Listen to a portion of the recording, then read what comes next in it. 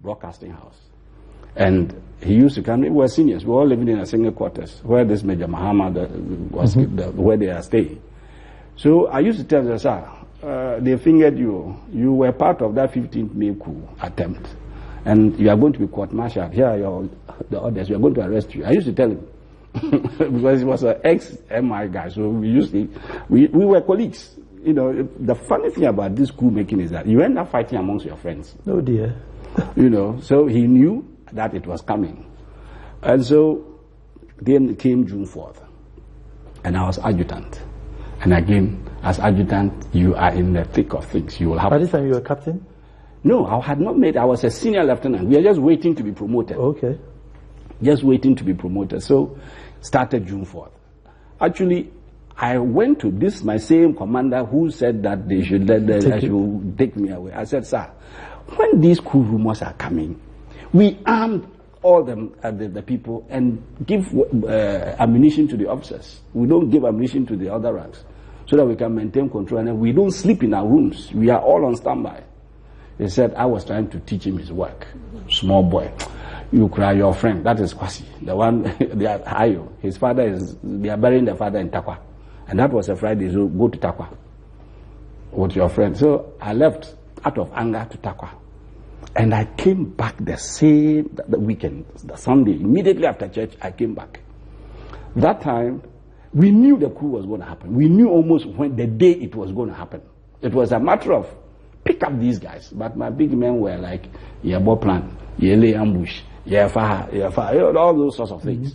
The military intelligence was in charge.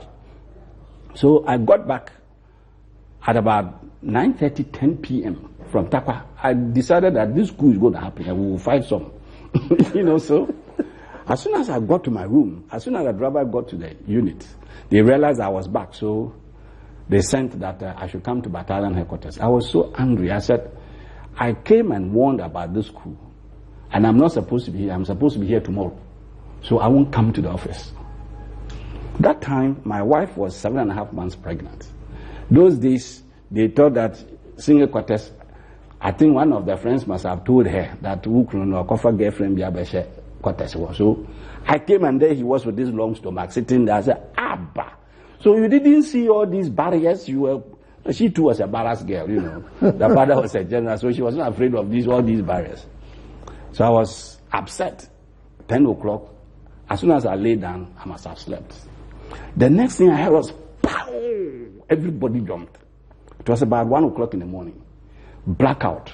The coup had started. All you could hear was, kill all officers. And it was frightening. Kill all officers. You can't see anybody. And here I was alone. If I were with the group of officers, I would have felt a bit more comfortable. Alone. And that was my unit. And the challenge was, how do I get inside to join the fight? If you are outside, they will kill you faster. Then there was this 7.5-month pregnant woman with a long stomach. By the time I could gather my wits, an armored car came to where we were and fired straight through my window to spoil the ceiling. So I ran and left her in a room, into the bush. She was shouting in the room, so I had to come back and take her out again. I said, well, if you're trouble, I'll go find my. You know. So that was about 2 a.m., 1:30. And I had to crisscross the bush around until about. I was trying to find a safe place for her to hide so I can go. And she said she won't let me go because she knows if I should leave, I would die. Because there was firing all the place, you couldn't see nothing. And all you hear is kill all officers. Wow. So, around about 5:36, meanwhile, where was in the bush? People were firing into the bush, knowing that some of us, the officers, had escaped through the back there. And about 5:36-ish, the lights, the dawn had started, and I heard some noise in the bush, and I knew that, whoa, now the boys are coming into the bush to finish us. So I took dead aim. I said, you stay under this bush. So I put some small gap. At least when they fire me, it won't touch her. Then I took aim, and then I saw something passing. In this fight, somebody was wearing white shirt. I looked, and it was Chremejan, Wachijan's younger brother. Because I was prepared to empty my magazine before somebody killed me. And I didn't shoot him. Then the next one was a woman after him, and that was Mrs. Boachijan. I didn't shoot the woman. Then the next I saw was Boachijan himself. The guy is using them as baits to clear the way for himself. So I said, sir, he almost dropped dead. So he came to me and said, sir, what is happening? I said, hey, are you alive? I said, yes, I hear all this. Then we are the only 2 officers surviving because they've killed all the officers. I said, how? Because the noise was kill all officers. And he said he thought he was also the only officer alive. Now if you had seen me, then we are 2. Then I said, no, sir, because I hear Ranger Mensah also shouting at the magazine. So at least he is still alive and fighting. So maybe we have to join him. Not knowing our talking had attracted noise. All we heard was, somebody had shot in our direction. And out of fear, when you are frightened and you dive, this ground is like one mattress. I dove into the bush. He also dove in one direction. I think out of fear, I stayed down for too long. So when I got up, I said, sir, I was looking for Boachijan. He was a captain and we hadn't made captain yet. Nowhere. I went to where my wife was. She wasn't there. Nobody was there. I was alone. No name. Boachijan immediately took them and he left and they had escaped and he took them to the wife's school in Achimota. I was on my own. And I knew that I had heard Ranger Mensah's noise down there, so I said I will crawl to that place. About almost half a kilometer, you will crawl on your belly. I got in somewhere and there was... This is around Bema Camp? Bema Camp, all within our area. Arakan Barracks, between the single quarters and Jachampon's residence, the complex. All in 5 battalion. Sounds like a big area, but it's confined. And I got into this corn farm. It was about this height. Apparently, the guy had weeded the grass, the weeds, the previous day. So it was very transparent. And there was this observation tower in General Champon's compound. I knew the house inside out. And Bachamfor's boys, Bachamfor was from the mortar platoon in 5 battalion. And we were from the same company. He was the mortar officer and I was the anti-tank and heavy guns officer. And he is using that as his observation point and he was shelling Recce Regiment. So when I saw it, I said, okay, since they were not firing in my direction, nobody has seen me, so I will relax small. So there's this proverb, a new enemy. I put my head down small to relax. I had slept. It must have been around 9 o'clock, 8:30. The next thing I heard, I thought I was dreaming. Something was pressing my head into the soil. And someone was shouting at me, and I couldn't raise my head. Not knowing he had the barrel of the G3, the gun in my ear, right ear, pressing my head into the soil, and shouting all sorts of insults at me. Incidentally, when they said, kill all officers, not knowing that the other officers, everybody had removed his epaulets. Me, battalion adjutant, with this DV, my epaulets were there, guy. So they had got me, the guy was going to kill me. Hey. That's an officer. Then he said, I should get into the thicket. I said, you are making noise. So you see those people there. They haven't seen us. That's why they haven't shot at you. If you make them attract, if you attract their attention, they'll kill both of us. He saw it and he started panicking. So I said, get into the bush. And if you get into the thicket, he will kill you. Because nobody wants a witness. And I knew if I got into that thicket, he would kill me. I said I would. He booted that day my ribs didn't break. I don't think anything will break my ribs. He booted me until he made me do a spagat. And he almost ripped my legs apart. Took my gun, everything, and I haven't been beaten that way in my life before. Just that I said I won't go into the thicket. Then somewhere along the line, he said, you are lucky, I'm a Christian. I said, oh, my papa, you are so full. You are a Christian, my father is a priest. Why are you doing this? We are in the same industry. So, okay, you are a bad guy. Look, Nimpa Bako, you have one person, you've got about 4 magazines. You are a bad guy. They say you are a bad man. So I talked and I said, okay, is there a way out here to escape? But he too couldn't go and join up because you are from outside coming in. Somebody will shoot you. I said, yes. Not knowing that this guy was a brand new officer, other rank commissioned officer, who had come to the unit And I had come there on Friday and insulted him that they were shabbily dressed, they should go home and dress properly and come. So he bore me a grudge. Tete Mate. So, what's his name? Tete Mate. So he said I should lead the way so that we'll escape. I said, okay. As soon as we took off, this grass, some grass that grows like twine. Yeah. I hadn't fully dressed up because, I got up and I was running out of my room. So my right boot lace had not been properly laced. So it had entwined in this thing. As soon as I got up, I fell. He thought I was trying to escape. He emptied his machine gun in me. His magazine. The bullets. Pop, pop, pop, pop, pop. I froze. And then I heard something like pepper on my right. I said, what are you doing? So you were trying to, I said, no, look at my leg. Before he saw that something had entwined in the laces and the boots, and the place was burning. Not knowing that out of fear or shock or God knows what, he himself, at point blank range, emptied his magazine and he missed me. But what was hurting was the ricochet, the stones, pebbles there was all that cut, So I started bleeding profusely and it was that pepper. Wow. So he said, if you try another trick, I'll kill you. So we started going again. And somewhere along the line, we wanted to go to Bachona railway station. That's where all of them passed. We were ambushed again by the soldiers, so we had to run to mats. Somewhere along the line, there was this watermelon farmer. And we were thirsty. It's about 10:30. And they have been harassed since the previous night. So we wanted to get some of the watermelon. And he had a gun behind me. From nowhere came this farmer with the cutlass. Almost froze and wanted to run. The one with the gun behind me. So I just turned around, but he was, I snatched the gun out of his hand. Fired in front of the farmer and told him to run. By the time I turned back, he had raised his hands. Sir, I beg you. Sir, I beg you. I said, who are you? Then he mentioned his name. I said, you are an officer and you wanted to kill me? Sir, I beg you, sir. Sir, I beg you, sir. So I took him to military academy and handed him over to Colonel Bedema. He was standing there and looking at the smoke and the firing in Burma camp like he was watching a cowboy film. So I handed him over and I was asked to brief the brigade commander, the commandant, and I went and briefed the commandant. We were there from about 11-12 until they came, these revolutionary boys.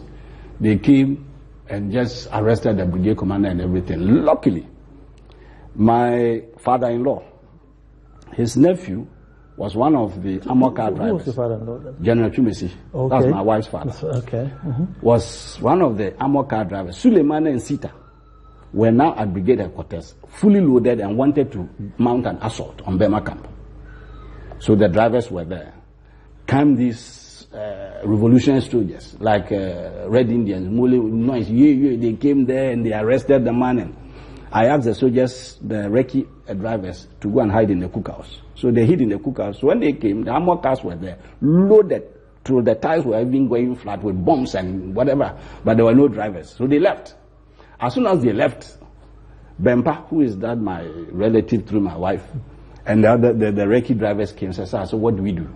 I looked at her and said, we go to Burma camp. They looked at me like, Moto, are you okay? Yeah, I'm Burma camp. They will kill us. I said, so where shall we go? If you go to Lome, we won't have enough fuel. I don't even know the road. We can't go to Abidjan. We can't go to Kumasi. So we might as well fight. Because me, I was the last person who was talking to Adate Wellington on the field radio when they shot him in Nima police station. So my name is all over the place. So if I surrender, they will kill me. So I would rather fight. And then we'll see our last. So said, sir, are you sure? I said, I'm sure, pa, let's go. You teach me. I'm an infantryman. I'm not an armor car officer. So recce officer. So I said, teach me how to traverse your gun. How to cock and fire. They taught me how to traverse. I said, we're going to Burma camp. I'll take the lead. When I start firing, fire. You know Congo Junction? Burma camp, Congo Junction there. After Congo Junction, getting to the main gate, there was this group of soldiers there, and I don't know what they were doing, but I was watching them. Then someone made a mistake because they saw the recce regiment, the armor cars, as the enemy. Somebody made a mistake and fired in our direction. rifle. So you guy. So I just, out of fear, I just put my head down and started firing. I think we plowed the ground there. So right to Birmingham main gate and went inside. We went inside and then we drove left because I have to take the line of least resistance. Within 15 minutes, I had captured Air Force Base. I can't go back to my unit. So we were waiting for nightfall, and I heard that they were going to use the mortars on. At least we would have fought, you know. Then about 6:30ish, Boachijan came to Air Force Base. And I was very upset because I arrested some of the officers there and put them on duty as my watchouts. And then Boachijan came in and said, as soon as I said, where's my wife? Because he took him there that morning and I hadn't seen anything again. So I took her to your father. That time my father was at Calvary Methodist Church. He was the chaplain there. Okay. I said, are you sure? I was so furious with him for whatever reason. He said, yes. I said, okay, let's go. If I don't see my wife, I'll kill you. So I took him to my father's place at the Calvary Methodist Church. And there they were. And my mother knew that I always got into trouble with these coups. But normally I would call and assure them. This time they said they had the coup midnight. 6 o'clock in the morning I hadn't called.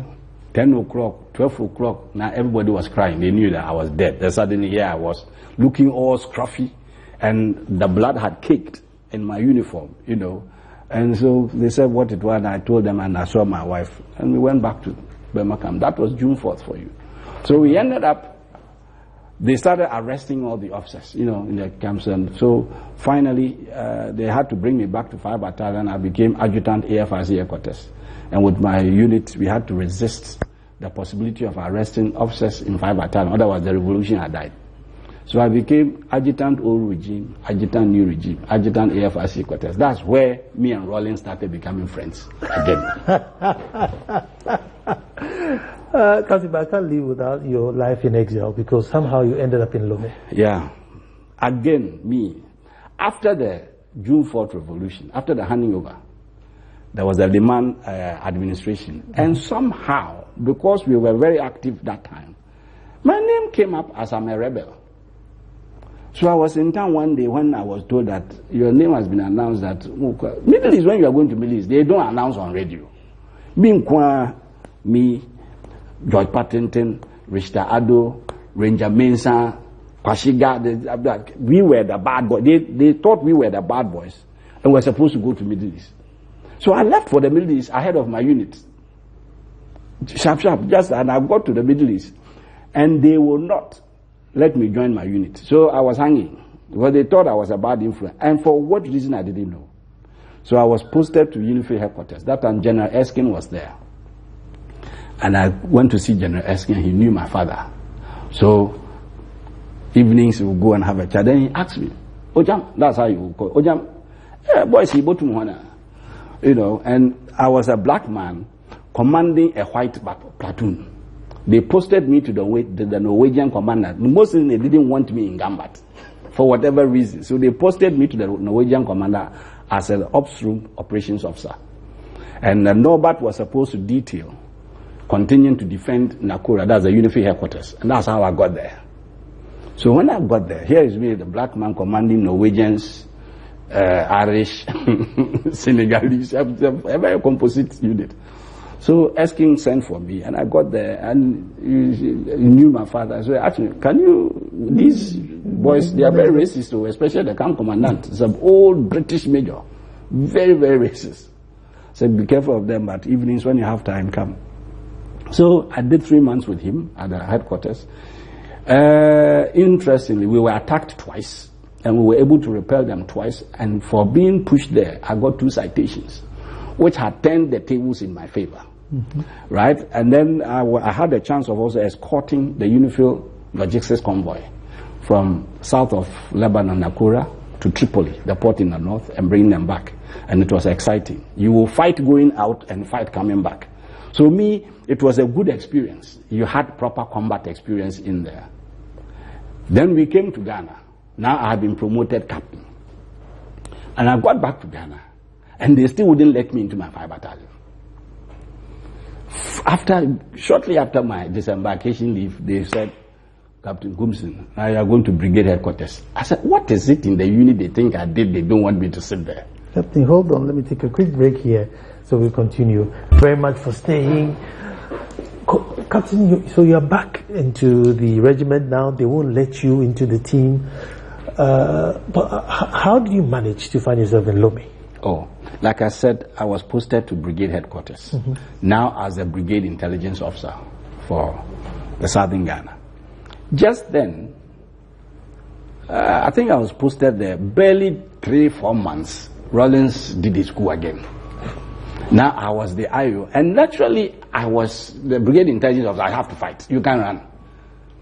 The day the coup started, I managed to join my unit, and our battalion brigade commander went and surrendered. You go and surrender. You hear announcement that you surrender. But then there was a brigade major, Nantoma, and myself, who decided we would resist. So we actually resisted from 31st till the 8th of January, when they broke through our lines, and stormed brigade headquarters. And they came with 3 armor cars. I was standing at the entrance. My office is downstairs, the IO's room.